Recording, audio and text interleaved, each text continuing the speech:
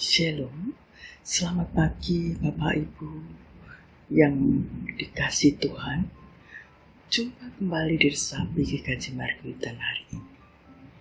Sebelum kita merenungkan firman Tuhan, mari kita mohon tuntunan Roh Kudus dalam doa. Bapa kami yang di surga, di dalam nama Tuhan Yesus dan pertolongan Roh Kudus, syukur dan terima kasih untuk hari ini. Kami hendak belajar firman-Mu, kiranya Roh Kudus penuhi kami, baik kami yang mendengarkan maupun kami yang Kau pakai menyampaikan dengan segala keterbatasan. Berkati firman-Mu, bisa kami rasakan hari ini. Ampuni dosa kami, dalam nama Tuhan Yesus kami berdoa dan siap menerima firman-Mu. Amin. Adapun judul resapi hari ini adalah berdiam diri. Nas terambil dari Mazmur 37 ayat yang ke-7. Berdiam dirilah di hadapan Tuhan dan nantikanlah Dia. Jangan marah karena orang yang berhasil dalam hidupnya, karena orang yang melakukan tipu daya. Bapak, Ibu, dan Saudara yang dikasih Tuhan, kita tahu pada mulanya kita, manusia diciptakan Tuhan. Dalam kitab Kejadian, Tuhan menciptakan manusia segambar dan serupa dengan Allah, Tritunggal. Dalam Kejadian 1 ayat 26a, firman Tuhan, baiklah kita menjadikan manusia menurut gambar dan rupa kita. Kita tertulis K dengan huruf besar. Kata kita menunjuk pada kata jamak ketiga, yang berarti di sini adalah unsur Allah Bapa, Allah Putra, dan Allah Roh Kudus. Dan di dalam Kejadian 2 ayat 7, firman Tuhan mengatakan, ketika itulah Tuhan Allah membentuk manusia dari debu tanah dan menghembuskan nafas hidup ke dalam hidungnya. Demikianlah manusia itu menjadi makhluk yang hidup. Dan di akhir kisah penciptaan, dalam Kejadian 1 ayat 31a, firman Tuhan, maka Allah melihat segala yang dijadikannya itu sungguh amat baik.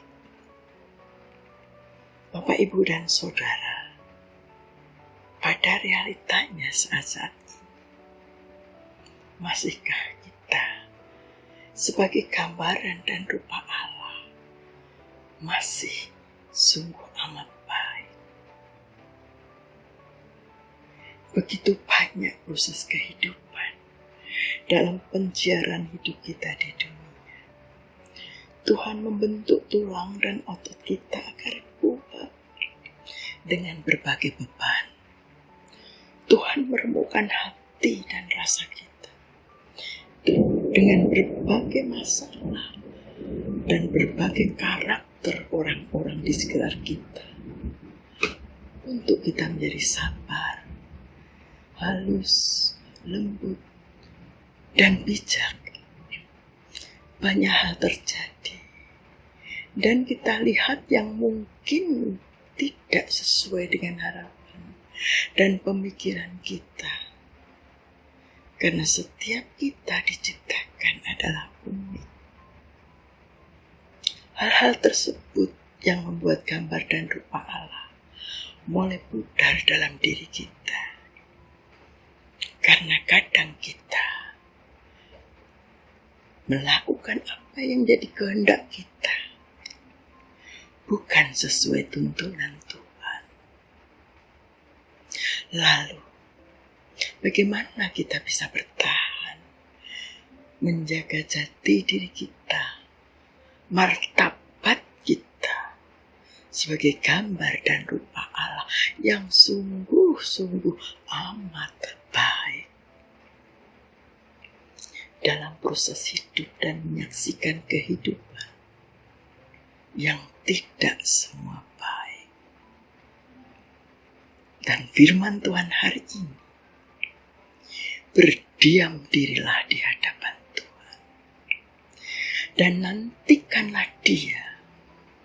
Jangan marah karena orang yang berhasil dalam hidupnya. Karena orang yang melakukan tipu daya.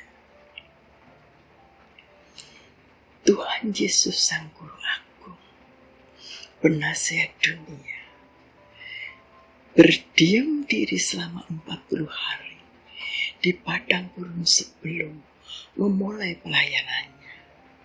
Dan saat akan menyelesaikan pelayanannya, masuk dalam proses karya penyelamatan, puncak karya penyelamatan, kembali Tuhan Yesus berdiam diri di Taman Getsemani.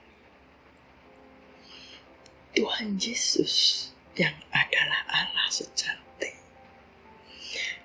tapi dalam perannya di dunia sebagai manusia sejati, dalam rupa manusia, Tuhan Yesus membutuhkan daya ilahi, menyadari ketidakberdayaannya.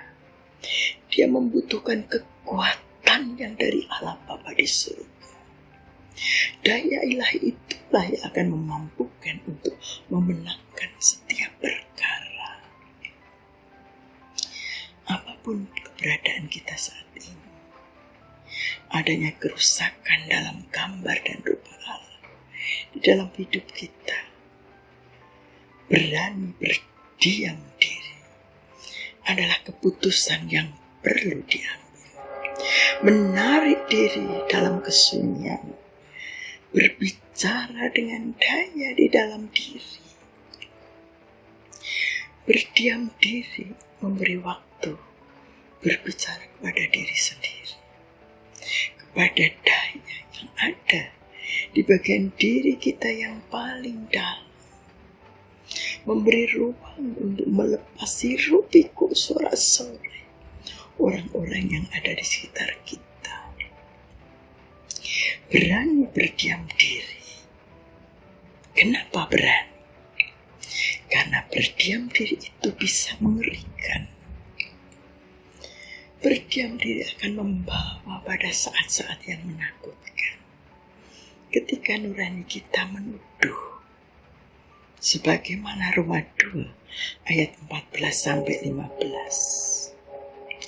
Dan suara hati mereka turut bersaksi dan pikiran mereka saling menuduh atau membela. Berdiam diri akan membawa kita pada kejujuran diri sendiri. Akan membuka topeng-topeng hidup kita. Dan kita akan menemui diri kita sebagai manusia yang hitam putih.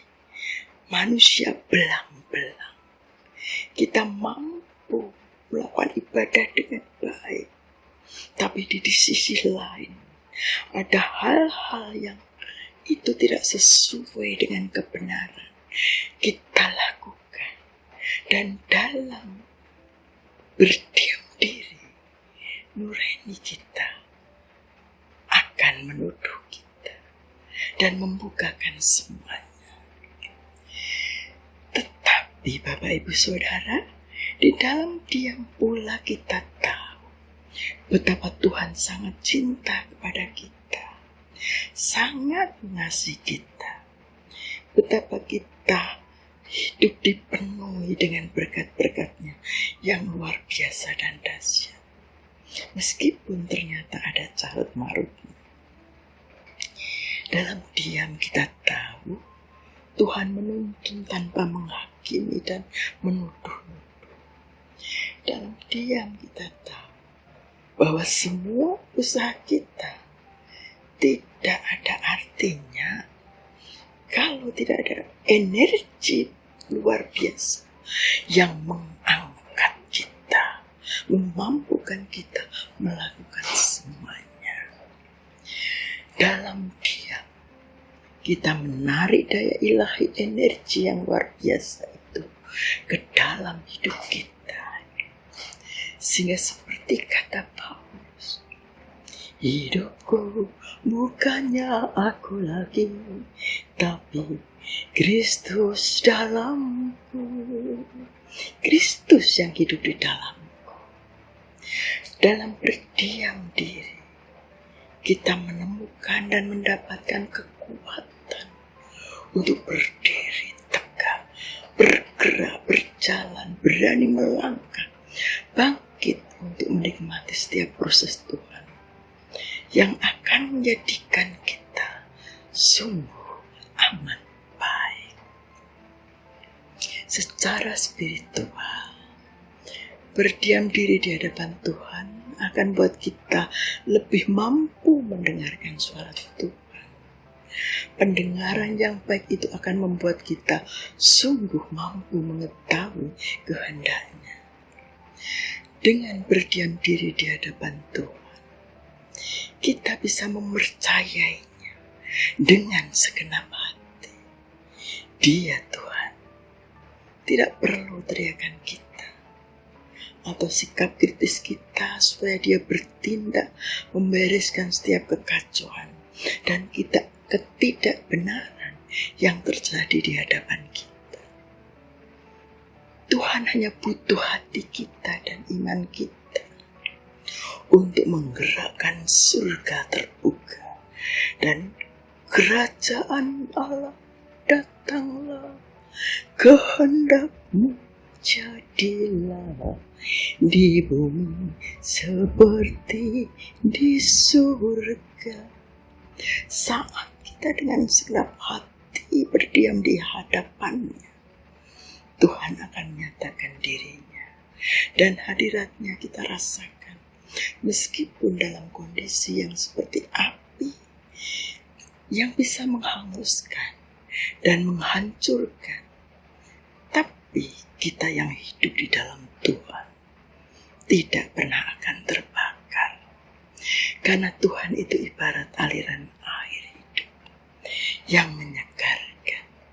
Kita akan mengalami kelegaan di dalam Tuhan. Saat kita berdiam diri di hadiratnya, Tuhan akan memberikan penglihatan atau petunjuk, tuntunan apa yang harus kita lakukan. Tuhan juga akan meneguhkan kita untuk menghadapi setiap proses. Dalam Kisah Para Rasul 3 ayat 18-21, Tuhan berjanji akan mendatangkan waktu kelegaan, yaitu waktu mendapatkan kesegaran dan mendapatkan pemulihan.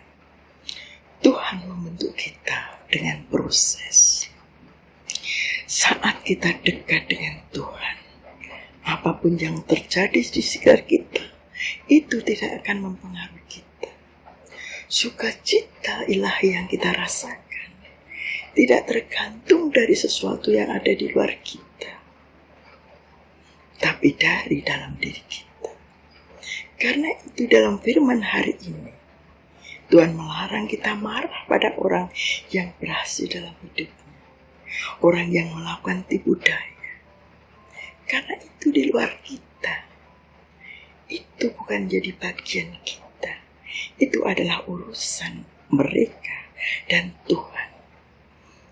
Ketika kita tidak menjadi bagian dari ketidakbenaran atau tipu daya, Tuhan tidak ingin kita kehilangan sukacita dan damainya dalam diri kita.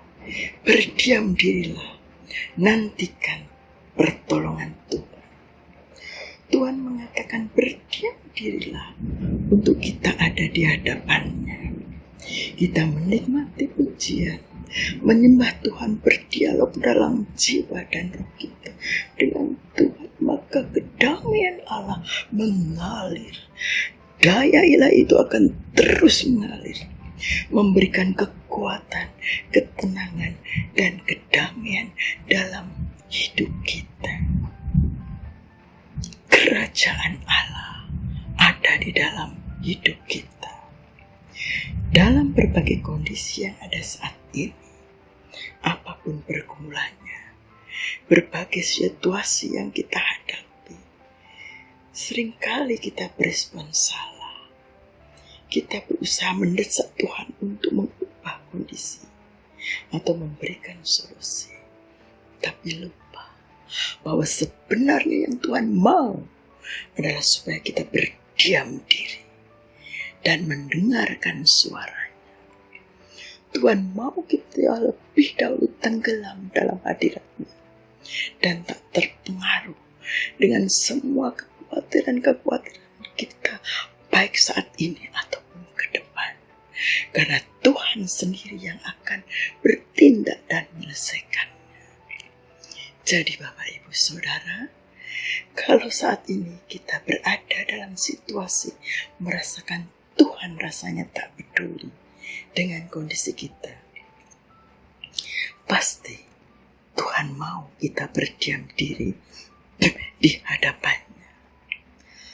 Aku berdiam di kesunyian, di keheningan bait-Mu Bapa, tanpa kata dan tanpa bahasa, hanya menunggu Engkau Tuhan.